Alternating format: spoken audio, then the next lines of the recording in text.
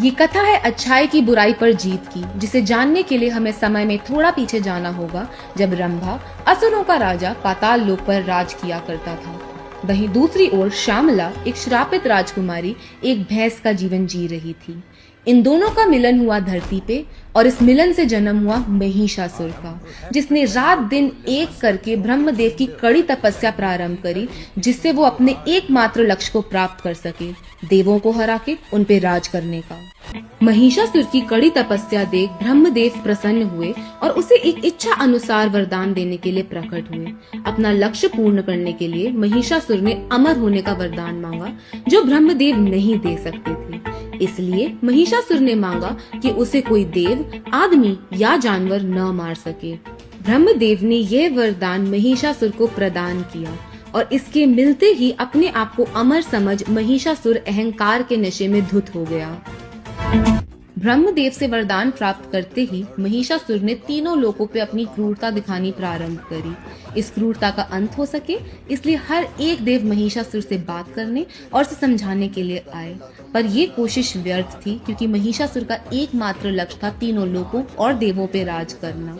ये जानकर कि कोई भी देव, आदमी या जानवर महिषासुर को नहीं मार सकता, सारे देव अपने आप को असहाय समझने लगे और महिषासुर का अहंकार और भी बढ़ता चला गया। ब्रह्मदेव द्वारा दिए गए महिषासुर के वरदान का निवारण ढूंढने के लिए जब सब प्रयास असफल हो गए, तो सारे देवों ने मिलकर मां आदि शक्ति का स्मरण कर उनसे सहायता मांगी। महिषासुर को दिए गए वरदान और उसके द्वारा तीनों लोगों पे की गई क्रूरता को जानने के पश्चात मां आदि शक्ति ने महिषासुर और उसके अहंकार का अंत करने का निर्णय लेते हुए मां दुर्गा का रूप धारण किया।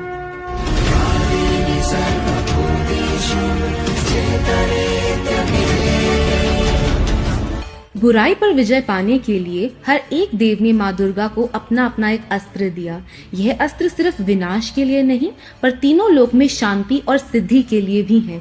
इसीलिए त्रिशूल और भाले के साथ साथ माँ दुर्गा के पास शंख और कमल भी है।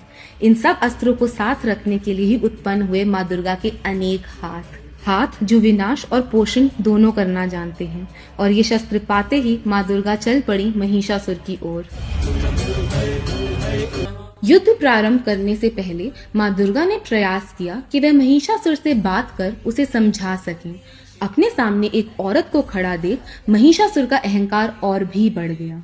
माँ दुर्गा ने महिषासुर को चेतावनी दी कि वह औरत को निर्बल ना समझे, परंतु महिषासुर ने माँ दुर्गा को विवाह के संबंध में बंध एक रानी का जीवन जीने के लिए कहा। यह सुन माँ दुर्गा ने अपने अस्त्र उठाए और युद्ध का प्रारंभ किया। अपने अपने अस्त्र उठा माँ दुर्गा और महिषासुर का युद्ध प्रारंभ हुआ। क्योंकि महिषासुर एक असुर और एक भैंस का पुत्र था, वह अपना रूप बदल सकता था, और इसी शक्ति के कारण वह बार बार माँ दुर्गा को छल देकर उनके वार से बच पा रहा था। पर माँ दुर्गा भी अडिग थी। वो महिषासुर के हर रूप को पहचान धीरे धीरे उन सब पर वार करने लगी। 8 दिन पश्चात महिषासुर समझ गया था कि उसका अंत पास है।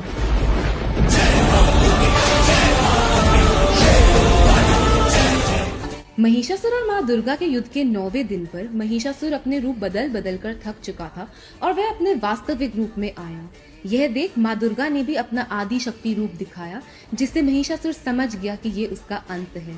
त्रिशूल उठा माँ दुर्गा ने महिषासुर और उसके अहंकार का अंत किया। ये 9 दिन की युद्ध की कथा है नवरात्रि। औरत की शक्ति का प्रतीक है नवरात्रि।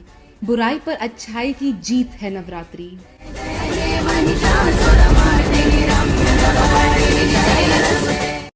जब जब बुराई की सीमा पार हुई है, माँ दुर्गा ने एक नया रूप लिया है। काल रात्रि के रूप में माँ दुर्गा रक्त बीज का अंत बनी। अपने चंद्रघंटा रूप में माँ दुर्गा ने शुंभ और निशुंभ का वध किया। रक्त दंतिका बन माँ दुर्गा ने वैप्रचित का विनाश किया। हम सब में माँ दुर्गा की ये अनेक रूप और बुराई पर विजय पाने की शक्ति वास करती है।